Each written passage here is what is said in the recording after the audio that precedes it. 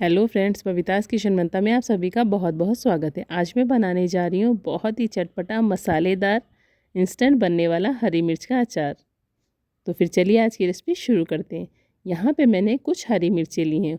उनको मैंने धो के पानी सुखा के डंठल निकाल के यहाँ इस तरह रख दिया है। मैंने यहाँ पे बहुत मोटी वाली नहीं और बहुत पतली वाली नहीं, ये जो मीडियम साइज़ वाली मिर्चें आती हैं उनको लिया है। ये बहुत ज़्यादा तीखी नहीं होती हैं। अब इसको हमें कट करना है। तो यहाँ पे मैंने इस तरह से चाकू से, जैसे कि चीरा लगाते हैं उस तरह स्लिट में काट लिया है, आप देख सकते हैं। आप चाहें तो कैंची की मदद भी ले सकते हैं, बट जब भी आप ऐसे चाकू से काटें हाथ में थोड़ा तेल लगा लें। इससे क्या होगा, आपके हाथ में जलन बिल्कुल भी नहीं होगी। बस इसी तरह हमें सारी मिर्चों को चाकू की मदद से काट लेना है।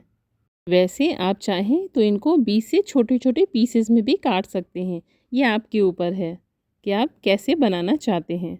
मिर्चों को इस तरह काटने का सिर्फ यही रीज़न है कि जो मसाले हैं बहुत अच्छे से अंदर तक आ जाएंगे और जो टेस्ट है वो अचार का बहुत ही बढ़िया आएगा। तो लीजिए, अब हमारी जो हरी मिर्ची है बहुत अच्छे से मैंने काट लिया है। इसमें बिल्कुल भी पानी नहीं है। अब इसको एक साइड में रख देंगे और यहाँ अब गैस पे एक पैन रखेंगे। उसमें कुछ साबुत खड़े मसाले हैं, जिसमें है ये मोटी हरी सौंफ, साथ ही इसमें ऐड किया है साबुत धनिया, जीरा, और इसमें अब और ऐड करेंगे ये मेथी, और अब इसमें लास्ट में ऐड करेंगे ये सरसों के दाने। अब इन सबको लगातार चलाते हुए धीमी आंच पे बहुत अच्छे से भून लेंगे। हमें यहाँ पे इतना भूनना है कि इनका जो मॉइस्चर है वो निकल जाए। हमें इनको यहाँ पे लाल नहीं करना है। तो अब आप देख सकते हैं बस 1 से 2 मिनट तक ही इसको भूनना है। ये भून चुके हैं और इनका मॉइस्चर भी निकल चुका है। इनका बहुत हल्का सी कलर भी चेंज हो चुका है। मसाले भूनने का सिर्फ यही रीज़न होता है कि जो हमारे अचार हैं वो लंबे समय तक चलते रहें, वो ख़राब बिल्कुल भी ना हो। तो अब लीजिए, हमारे मसाले भून चुके हैं। अब इनको ठंडा करने के लिए या ठंडा होने के लिए एक प्लेट में निकाल के रख लेंगे। अब ये मसाले ठंडे हो चुके हैं। अब इनको मिक्सर ग्राइंडर में डाल के पल्स मोड में चला के दरदरा पाउडर बना लेंगे, यानी दरदरा होने तक पीस लेंगे। आप चाहें तो इमामतिस्ते का भी इस्तेमाल कर सकते हैं, या फिर पहले के लोग सिलबट्टे पे भी इस तरह दरदरा पाउडर बनाते थे। तो लीजिए, अब ये जो हमारा मसालों का दरदरा पाउडर है वो बन के आ गया है। अब यहाँ गैस पे एक पैन रखेंगे और अब इसमें 1 कप के करीब मस्टर्ड ऑयल ऐड करेंगे और हमें इनको धुआं निकलने तक बहुत अच्छे से पकाना है, यानी कि इनका कच्चापन पूरी तरह से निकल जाए उतना पकाना है। तो अब आप यहाँ देख सकते हैं इसमें काफ़ी अच्छे से धुआं निकल रहा है और ये बहुत अच्छे से पक चुका है। अब इसको गैस से उतार के ठंडा होने के लिए एक साइड में रख देंगे। अब यहाँ जो बोल में हरी मिर्ची काट के रखी थी उसमें ऐड करेंगे ये मसाले जो कि मैंने बना के रखे थे अभी। तो अब इसमें ऐड करेंगे थोड़े से और मसाले। तो यहाँ पे मैंने लिया है हल्दी पाउडर, साथ ही इसके कलर को और इसके टेक्सचर को और बढ़िया बनाने के लिए मैंने ऐड कर दिया है लाल कश्मीरी मिर्च पाउडर।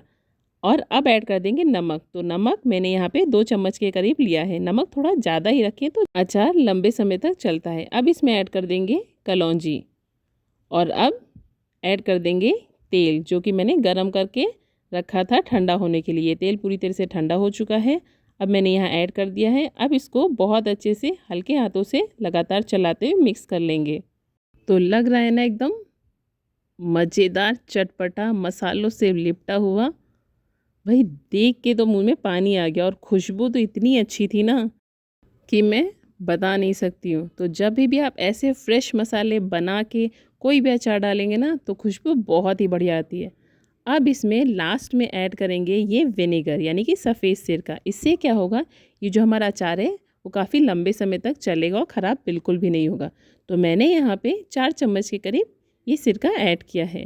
अब इसको भी लगातार चलाते हुए बहुत अच्छे से मिक्स कर लेंगे। तो लीजिए, हमारा ये जो अचार है वो बन चुका है। तो अब यहाँ आप देख सकते हैं इसका कलर, टेक्सचर, इसका क्रंचीपन, ये ऐसे ही बना रहेगा साल भर तक, चाहे आप इसको फ्रिज में रखिए या फिर फ्रिज के बाहर। आइए इसको कंटेनर में भर लेते हैं। तो आप यहाँ इस बात का ज़रूर ध्यान रखें कि आप जो ये जार या कंटेनर लें वो पूरी तरह से सूखा हुआ होना चाहिए, उसमें बिल्कुल भी मॉइस्चर या पानी नहीं होना चाहिए। तो फ्रेंड्स, अगर मेरी ये रेसिपी आपको पसंद आती है तो बस आप भी इसी तरह बनाइए, एंजॉय कीजिए, साथ ही मेरे चैनल को सब्सक्राइब कीजिए और लाइक के बटन को प्रेस कीजिए। फ्रेंड्स, यहाँ पे मैं आपको दिखाऊंगी कि एक हफ्ते बाद भी अचार एज इट इज़ ऐसा ही है जैसा कि पहले दिन था। ये देखिए, ये एज इट इज़ साल भर तक रहेगा। बस आप भी इसी तरह एंजॉय कीजिए। Thanks for watching.